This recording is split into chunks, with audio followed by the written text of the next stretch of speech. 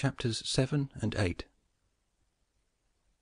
Chapter 7, concerning new principalities which are acquired either by the arms of others or by good fortune. Those who solely by good fortune become princes from being private citizens have little trouble in rising, but much in keeping atop. They have not any difficulties on the way up, because they fly, but they have many when they reach the summit. Such are those to whom some state is given either for money or by the favour of him who bestows it, as happened to many in Greece, in the cities of Ionia and of the Hellespont, where princes were made by Darius in order that they might hold the cities both for his security and his glory, as also were those emperors who, by the corruption of the soldiers, from being citizens came to empire. Such stand simply elevated upon the goodwill and the fortune of him who has elevated them, two most inconstant and unstable things. Neither have they the knowledge requisite for the position, because, unless they are men of great worth and ability, it is not reasonable to expect that they should know how to command, having always lived in a private condition. Besides, they cannot hold it, because they have not forces which they can keep friendly and faithful. States that rise unexpectedly, then, like all other things in nature which are born and grow rapidly, cannot leave their foundations and correspondencies fixed in such a way that the first storm will not overthrow them, unless, as is said, those who unexpectedly become princes are men of so much ability that they know they have to be prepared at once to hold that which fortune has thrown into their laps, and that those foundations which others have laid before they became princes they must lay afterwards. Concerning these two methods of rising to be a prince, by ability or fortune, I wish to adduce two examples within our own recollection, and these are Francesco Sforza and Cesare Borgia. Francesco, by proper means and with great ability, from being a private person, rose to be Duke of Milan, and that which he had acquired with 1,000 anxieties he kept with little trouble. On the other hand, Cesare Borgia, called by the people Duke Valentino, acquired his state during the ascendancy of his father, and on its decline he lost it, notwithstanding that he had taken every measure and done all that ought to be done by a wise and able man to fix firmly his roots in the states which the arms and fortunes of others had bestowed on him. Because, as is stated above, he who has not first laid his foundations may be able with great difficulty to lay them afterwards, but they will be laid with trouble to the architect and danger to the building. If, therefore, all the steps taken by the Duke be considered, it will be seen that he laid solid foundations for his future power, and I do not consider it superfluous to discuss them, because I do not know what better precepts to give a new prince than the example of his actions. And if his dispositions were of no avail, that was not his fault, but the extraordinary and extreme malignity of fortune. Alexander VI, in wishing to aggrandize the Duke, his son, had many immediate and prospective difficulties. Firstly, he did not see his way to make him master of any state that was not a state of the Church. And if he was willing to rob the Church, he knew that the Duke of Milan and the Venetians would not consent, because Faenza and Rimini were already under the protection of the Venetians. Besides this, he saw the arms of Italy, especially those by which he might have been assisted, in hands that would fear the aggrandizement of the Pope, namely the Orsini and Colonnesi and their following. It behoved him, therefore, to upset this state of affairs and embroil the powers so as to make himself securely master of part of their states. This was easy for him to do, because he found the Venetians, moved by other reasons, inclined to bring back the French into Italy. He would not only not oppose this, but he would render it more easy by dissolving the former marriage of King Louis. Therefore the king came into Italy with the assistance of the Venetians and the consent of Alexander. He was no sooner in Milan than the Pope had soldiers from him for the attempt on the Romagna, which yielded to him on the reputation of the king. The Duke, therefore, having acquired the Romagna and beaten the Colonnesi, while wishing to hold that and to advance further, was hindered by two things. The one his forces did not appear loyal to him; the other, the goodwill of France. That is to say, he feared that the forces of the Orsini, which he was using, would not stand to him; that not only might they hinder him from winning more, but might themselves seize what he had won, and that the king might also do the same. Of the Orsini he had a warning when, after taking Faenza and attacking Bologna, he saw them go very unwillingly to that attack. And as to the king, he learned his mind when he himself, after taking the duchy of Urbino, attacked Tuscany, and the duke made him desist from that undertaking. Hence the duke decided to depend no more on the arms and the luck of others. For the first thing, he weakened the Orsini and Colonnesi parties in Rome, by gaining to himself all their adherents who were gentlemen, making them his gentlemen, giving them good pay, and, according to their rank, honouring them with office and command in such a way that in a few months all attachment to the factions was destroyed, and turned entirely to the duke. After this he awaited an opportunity to crush the Orsini, having scattered the adherents of the Colonna house. This came to him soon, and he used it well, for the Orsini, perceiving at length that the aggrandizement of the duke and the church was ruin to them, called a meeting of the Magioni in Perugia. From this sprung the rebellion at Urbino and the tumults in the Romagna, with endless dangers to the duke, all of which he overcame with the help of the French. Having restored his authority, not to leave it at risk by trusting either to the French or other outside forces, he had recourse to his wiles, and he knew so well how to conceal his mind that, by the mediation of Signor Pagolo, whom the duke did not fail to secure with all kinds of attention, giving him money, apparel, and horses, the Orsini were reconciled, so that their simplicity brought them into his power at Sinigalia. Having exterminated the leaders and turned their partisans into his friends, the duke laid sufficiently good foundations to his power, having all the Romagna and the duchy of Urbino, and the people now beginning to appreciate their prosperity, he gained them all over to himself. And as this point is worthy of notice, and to be imitated by others, I am not willing to leave it out. When the duke occupied the Romagna, he found it under the rule of weak masters, who rather plundered their subjects than ruled them, and gave them more cause for disunion than for union, so that the country was full of robbery, quarrels, and every kind of violence. And so, wishing to bring back peace and obedience to authority, he considered it necessary to give it a good governor. Thereupon he promoted Monsieur Ramiro d'Orco, a swift and cruel man, to whom he gave the fullest power. This man, in a short time, restored peace and unity with the greatest success. Afterwards the duke considered that it was not advisable to confer such excessive authority, for he had no doubt but that he would become odious. So he set up a court of judgment in the country, under a most excellent precedent, wherein all cities had their advocates.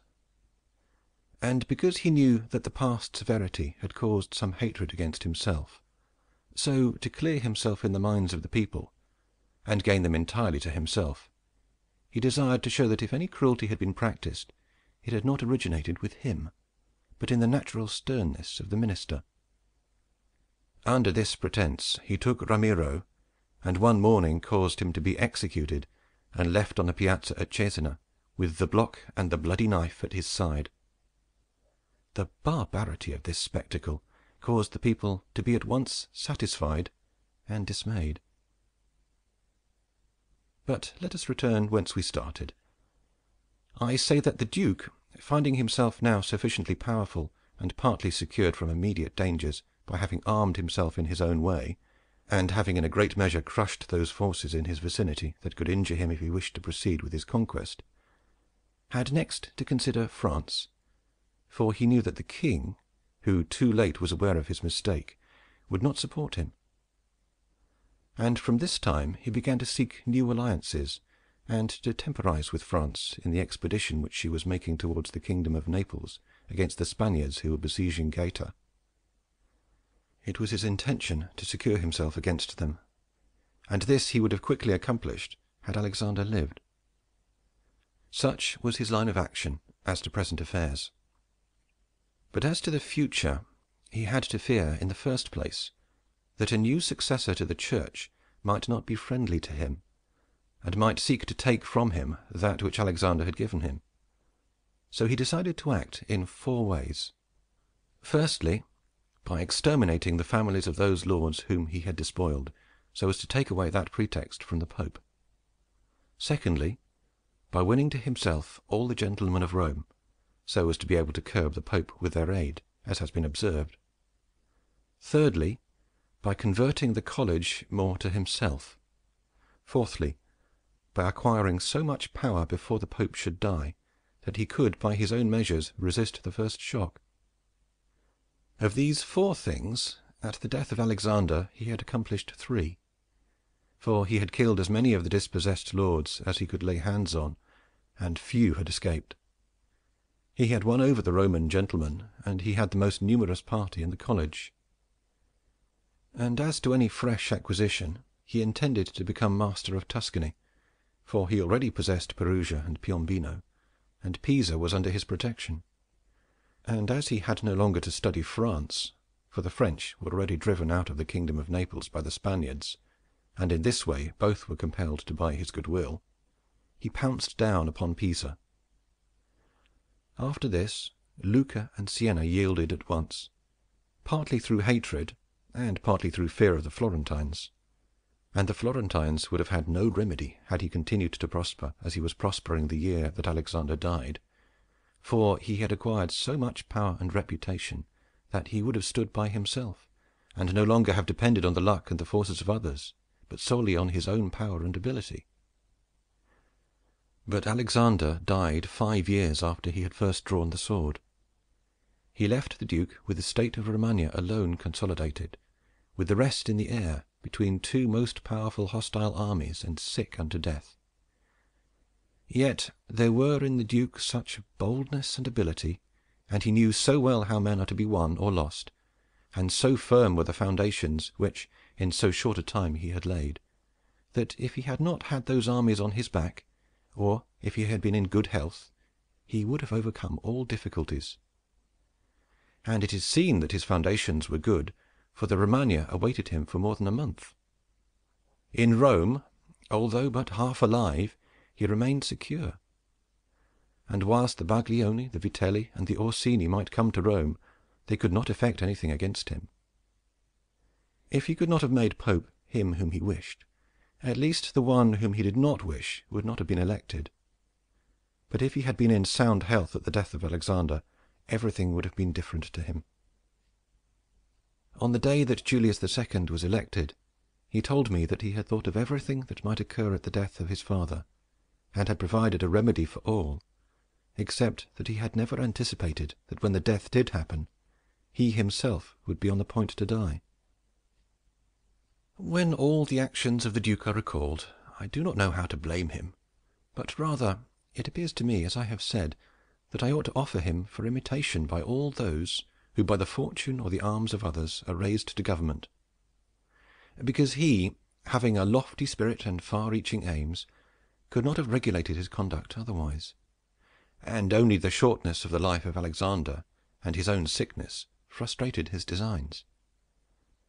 Therefore, he who considers it necessary to secure himself in his new principality, to win friends, to overcome either by force or fraud, to make himself beloved and feared by the people, to be followed and revered by the soldiers, to exterminate those who have power or reason to hurt him, to change the old order of things for new, to be severe and gracious, magnanimous and liberal, to destroy a disloyal soldiery and create new, to maintain friendship with kings and princes in such a way that they must help him with zeal and offend with caution, cannot find a more lively example than the actions of this man. Only can he be blamed for the election of Julius II, in whom he made a bad choice, because, as is said, not being able to elect a pope to his own mind, he could have hindered any other from being elected pope, and he ought never to have consented to the election of any cardinal whom he had injured or who had cause to fear him if they became pontiffs. for men injure either from fear or hatred. Those whom he had injured, amongst others, were San Pietro ad Vincula, Colonna, San Giorgio, and Ascanio. The rest, in becoming Pope, had to fear him, Rouen and the Spaniards excepted, the latter from their relationship and obligations, the former from his influence, the kingdom of France having relations with him. Therefore, above everything, the Duke ought to have created a Spaniard Pope, and failing him, he ought to have consented to Rouen, and not San Pietro ad Vincula. He who believes that new benefits will cause great personages to forget old injuries is deceived.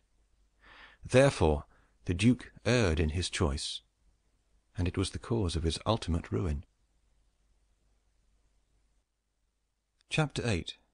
Concerning those who have obtained a principality by wickedness. Although a prince may rise from a private station in two ways, neither of which can be entirely attributed to fortune or genius, yet it is manifest to me that I must not be silent on them, although one could be more copiously treated when I discuss republics. These methods are when, either by some wicked or nefarious ways, one ascends to the principality, or when, by the favour of his fellow citizens, a private person becomes the prince of his country. And speaking of the first method, it will be illustrated by two examples, one ancient, the other modern, and without entering further into the subject, I consider these two examples will suffice those who may be compelled to follow them. Agathocles the Sicilian became king of Syracuse, not only from a private, but from a low and abject position. This man, the son of a potter, through all the changes in his fortunes, always led an infamous life. Nevertheless, he accompanied his infamies with so much ability of mind and body that, having devoted himself to the military profession, he rose through its ranks to be Praetor of Syracuse. Being established in that position, and having deliberately resolved to make himself prince, and to seize by violence, without obligation to others, that which had been conceded to him by assent, he came to an understanding for this purpose with Hamilcar the Carthaginian, who, with his army, was fighting in Sicily. One morning he assembled the people and the Senate of Syracuse, as if he had to discuss with them things relating to the republic, and at a given signal the soldiers killed all the senators and the richest of the people. These dead, he seized and held the princedom of that city without any civil commotion, and although he was twice routed by the Carthaginians and ultimately besieged, yet not only was he able to defend his city, but leaving part of his men for its defense, with the others he attacked Africa, and in a short time raised the siege of Syracuse. The Carthaginians, reduced to extreme necessity, were compelled to come to terms with Agathocles, and, leaving Sicily to him, had to be content with the possession of Africa. Therefore, he who considers the actions and the genius of this man will see nothing or little which can be attributed to fortune, inasmuch as he attained preeminence, as is shown above, not by the favour of anyone, but step by step in the military profession, which steps were gained with 1,000 troubles and perils, and were afterwards boldly held by him with many hazardous dangers. Yet it cannot be called talent to slay fellow citizens, to deceive friends, to be without faith, without mercy, without religion. Such methods may gain empire, but not glory. Still, if the courage of Agathocles in entering into and extricating himself from dangers be considered, together with his greatness of mind in enduring and overcoming hardships, it cannot be seen why he should be esteemed less than the most notable captain. Nevertheless, his barbarous cruelty and inhumanity, with infinite wickedness, do not permit him to be celebrated among the most excellent men. What he achieved cannot be attributed either to fortune or genius. In our times, during the rule of Alexander VI, Oliverotto de Fermo, having been left an orphan many years before, was brought up by his maternal uncle Giovanni Fogliani, and in the early days of his youth sent to fight under Pagolo Vitelli, that, being trained under his discipline, he might attain some high position in the military profession. After Pagolo died, he fought under his brother Vitellozzo, and in a very short time, being endowed with wit and a vigorous body and mind, he became the first man in his profession.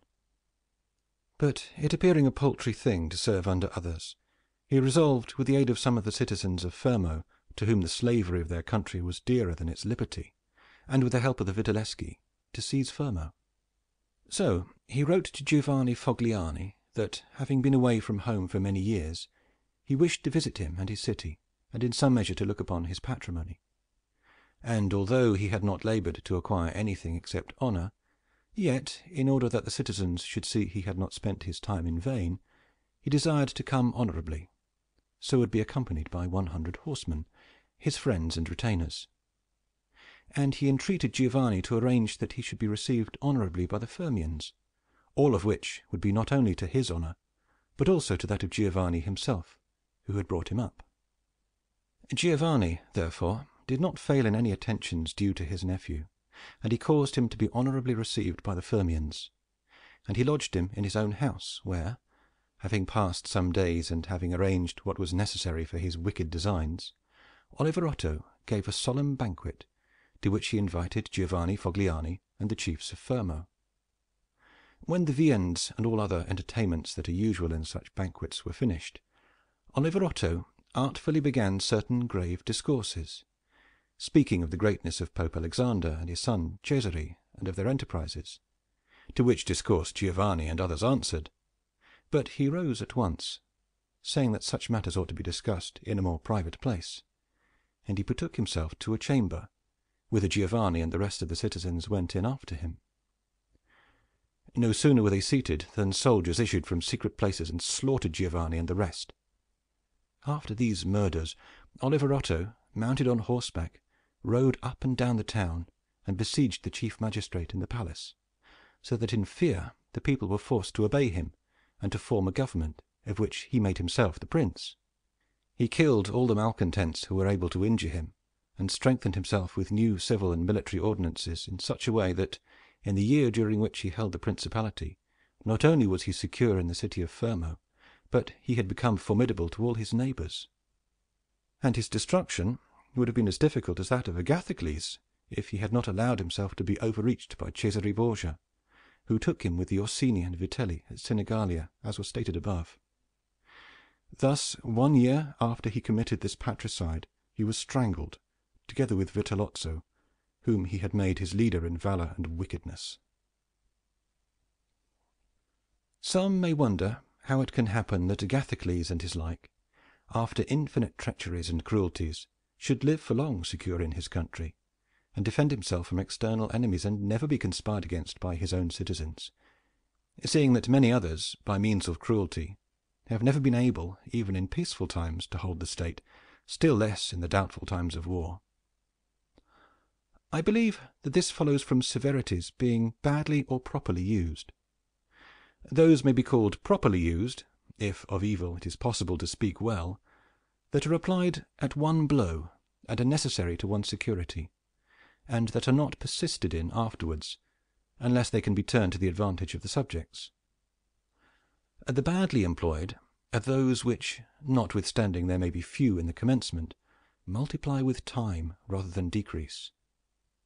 Those who practice the first system are able, by aid of God or man, to mitigate in some degree their rule, as Agathocles did. It is impossible for those who follow the other to maintain themselves.